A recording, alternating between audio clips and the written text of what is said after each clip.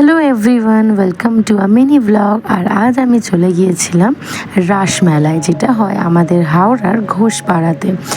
তো এখানে গিয়ে তো দেখি প্রচুর ভিড় লেগেছে আর প্রচুর মেলা রাস্তার ধারে। তো ফার্স্টেই আমার চোখ গেল এই কানেরগুলোর দিকে, কারণ মেয়ে মানেই তো কানের ভীষণ প্রিয়, আমার তো খুবই প্রিয়। তারপর এই রাস্তার ভিড় ঠেলে ঠেলে আমরা কিন্তু আরও কিছু কিছু দোকান ঘুরে ফেলেছি। আর এই সব থেকে ভালো লাগে এই মাটির জিনিসগুলো, কি যে ভালো লাগে কি বলবো। তারপর চোখে পড়লো নানা ধরনের কিরিং, আর তারপরে এই জিলিপি ভাজা, যেটা ছাড়া মেলা কিন্তু একদম অসম্পূর্ণ। তারপরে ভিড় ঠেলে ঠেলে কিন্তু আমরা একদম ঢুকে পড়েছিলাম রাস দেখার জন্য।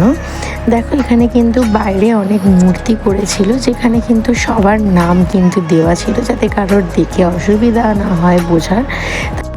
আর কারা কারা এই রাসমেলা দেখতে যাও অবশ্যই কিন্তু আমাকে কমেন্ট করে জানিও।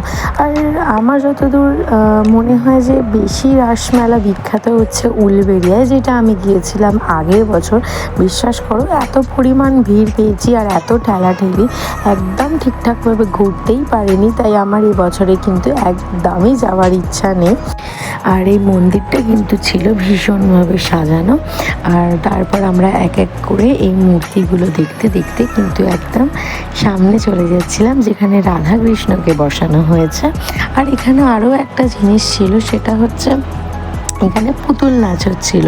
আমি কিন্তু বহু বছর পর পুতুল নাচ দেখলাম, কারণ এখানেই একমাত্র আমি 4-5 বছর আগে একবার দেখেছিলাম পুতুল নাচ, যেটা কিন্তু এখন খুব একটা দেখা যায় না।